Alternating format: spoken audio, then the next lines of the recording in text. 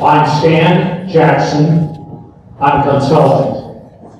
And Dr. Sabeel, thank you very much for this presentation. Thank you. I think it was insightful.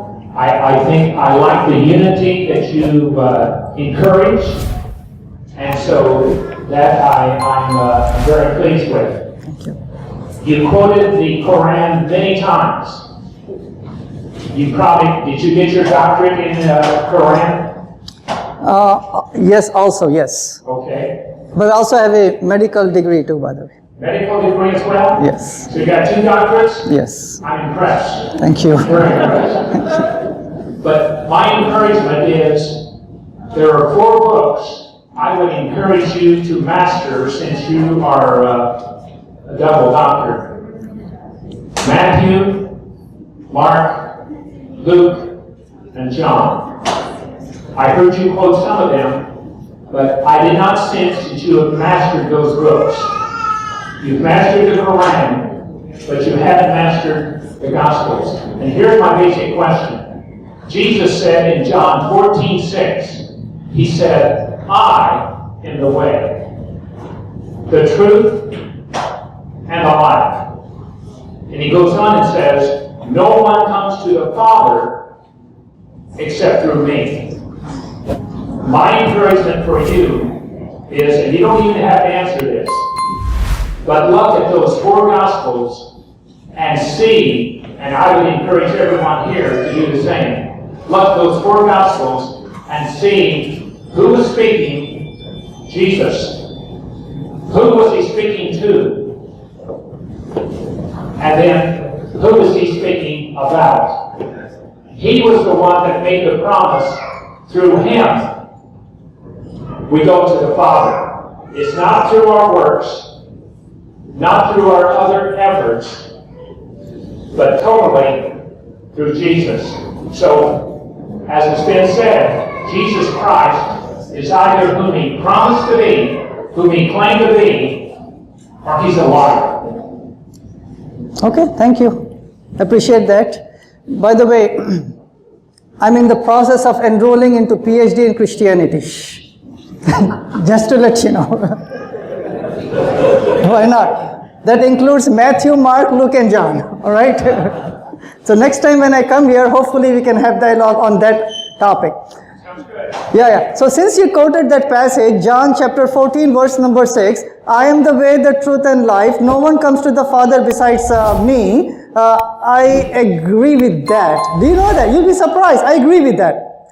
We say that every single messenger, every single prophet was a door leading people towards the one God. So we say in the time of Moses, peace be upon him, he was the way to lead people towards the one God. In the time of Ishmael and Isaac and Solomon and David and Abraham and Muhammad, peace be upon them, they were the door to lead people towards one God.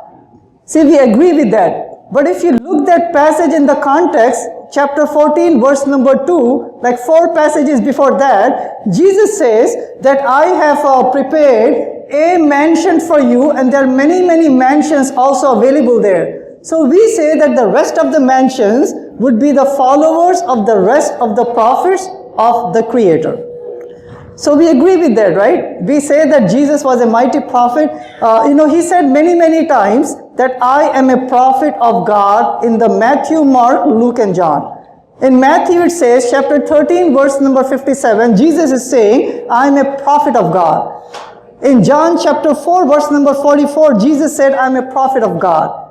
In Luke chapter 13, verse 33, he says, I am a prophet of God, right? And in Mark chapter 6, verse number 4, Jesus says, I am a prophet of God. So we believe that Jesus was a prophet the way that he said. His message was to invite people to worship one God, as I quoted, Mark 12, verse number 29. He used to fast, he used to pray, and he used to worship the same Creator. So with all of these combined, we say that Jesus' message was the message of inviting people to the worship of one God. Thank you, brother. All right, thank you. Thank you, Brother Sabeel. Here's another question. Sure. This is going to be our last question. We are running out of time. Thank you so much. Sorry, I have a lot of questions, so I guess I won't be able to ask them. Could you explain briefly the differences between the Sunni and the Shia? Okay. All right. You know what? We had like hundreds of open houses all across the USA. An open house is not complete without that question coming, all right? I'm serious. I was waiting, come on, who's going to ask that question? Right, you did. So briefly, right, because then we have to pray our second prayer of the day, and then, there's some gifts coming to all of you, hopefully. So the question is, Sunni and Shia, what about them, what are the differences? So quickly, Prophet Muhammad, peace be upon him, when he was alive, he was the head of the state and he was a prophet.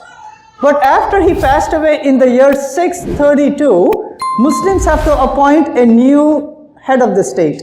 Not a new prophet, because the Quran says in chapter 33, verse number 40, that Muhammad, peace be upon him, he is the final prophet, he is the seal of the prophets.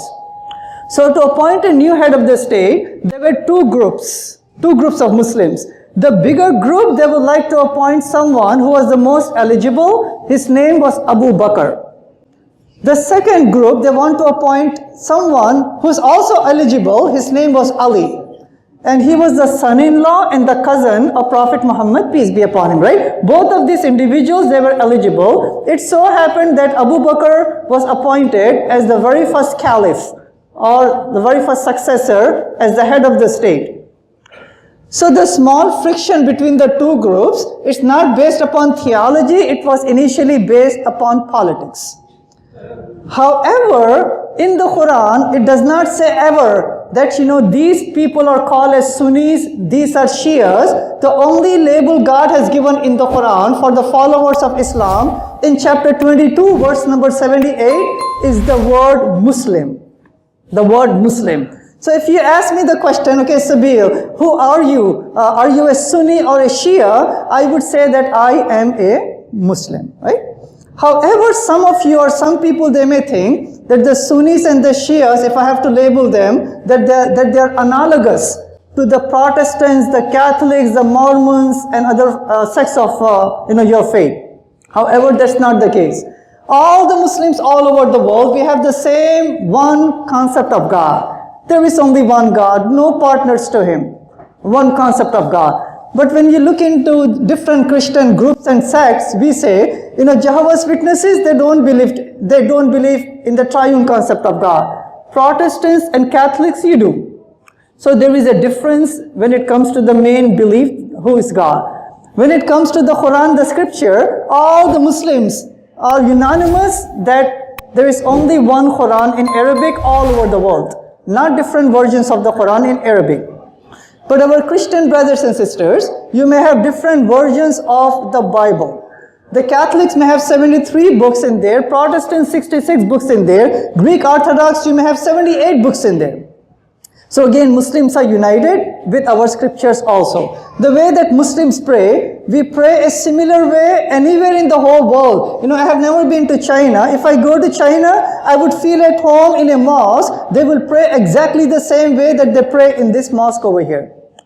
But if you go to a Catholic church, a Jehovah's Witness, a Mormon, a Protestant church, they may have their worship in a different way. Concept of the hereafter, right? So all of these main fundamentals combined, Muslims, we are united in it. However, then your question can be, how come there is some friction between, some Sunnis, some Shias, and some groups around the world? I would say that friction or those wars and the discord, it is because it's a human problem. It's not a Muslim or Islamic problem. Humans, we fight. What's going on in Ukraine, may Allah, God bring peace, not only there, but all places of the world, right? People fight because of historical vengeance, because of oil, because of land, because of, culture, nationality, people fight. So we say it's a human problem. So when it comes to Sunnis and the Shias, we say they're all Muslims as long as we follow the basic tenets of Islam.